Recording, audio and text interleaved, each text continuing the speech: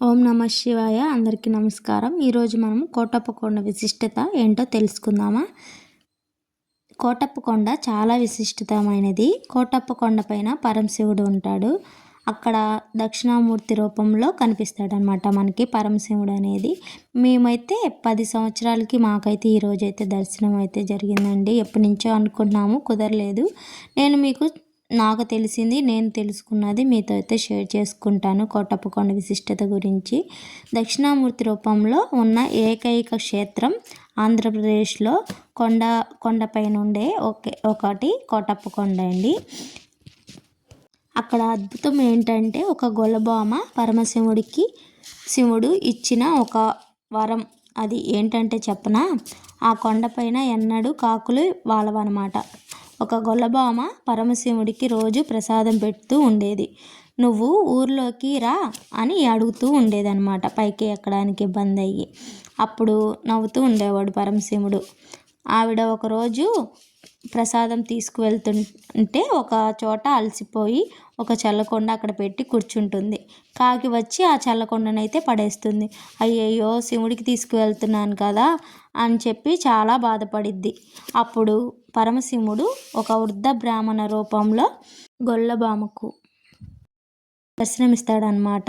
ఇచ్చి, నీకు వరం ఇస్తున్నాను, ఇక ఎన్నడూ అక్కడ ఆ కొండపైన కాకులు వాలవు అని చెప్పి వరమిస్తాడు. అప్పటి నుంచి కొండపైన అయితే కాకులు అనేది వాలవండి.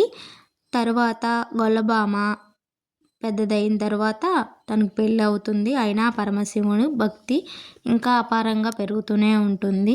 తను రోజు కొండపైకి వెళ్ళి స్వామివారిని పూజించి ప్రసాదం అది పెట్టి వస్తూ ఉంటుంది. తర్వాత ఆ గొల్లబామ గర్భం దాల్స్తుంది. అయినా కూడా కొండపైకి ఎలాగే ఎక్కుతూ ఉంటుంది. ఒకసారి అయితే ఇంకా నెలలు నిండేసరికి ఎక్కలేక ఒక చోట కూర్చుని ఉంటుంది.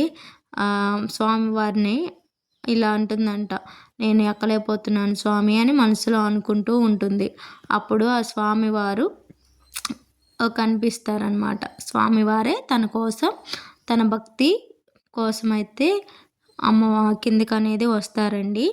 ఆ తరువాత స్వామివారికి ప్రసాదం అది పెట్టి తను వెళ్తూ ఉంటుంది. వెళుతూ ఉండగా ఒక్కసారిగా వెనక తిరుగుతుంది. స్వామివారు అక్కడే విగ్రహంగా అయిపోతారు. అందుకని చెప్పి పైన కొండ అనేది పైన గుడండి. తర్వాత స్వామివారు కింద మధ్యలో అయితే మనకి మెయిన్ గుడి అయితే ఉంటుంది. దాన్ని గుడి రూపంలో కట్టి మనకి దర్శనం అయితే ఇస్తూ ఉంటారండి. చూస్తున్నారు కదా, ఇది వచ్చేసి అమ్మవారు గొల్లబామ అక్కడ టెంపుల్ ఉంటుంది. పక్కన అన్నీ చూసి పక్కన టెంపుల్స్ అనమాట ఇవన్నీ. ఇది వచ్చేసి శివలింగము. అలా కోటప్ప కొండ విశిష్టత నాకు తెలిసింది, నేను తెలుసుకుంది మీతో అయితే షేర్ చేసుకున్నాను. మరి మీకు తెలిసింది కూడా కామెంట్ రూపంలో తెలియచేయండి. ఇదిగోండి మెయిన్ ఇదనమాట. అదిగోండి అది స్వామివారు అసలు ఉండే గుడి అయితే పైన ఉంటుందన్నమాట. అక్కడి నుంచి ఇక్కడికి వచ్చి ఇలా శిలా రూపంలో ఉన్నారు కదా, ఇంకా గొల్లబామ దిగలేదని చెప్పి ఇక గుడిలాగా ఇక్కడ స్థిరంగా ఉండిపోయారనమాట. ఇప్పటికి కూడా అక్కడికి స్వామివారి దగ్గరికి పంతులు గారు వెళ్ళి రోజు పూజలు చేసి వస్తారు. ఇక్కడ వచ్చేసి వినాయకుడు ఉన్నారు కదా, ఇవన్నీ విగ్రహాలండి. చాలా అంటే చాలా బాగుంది.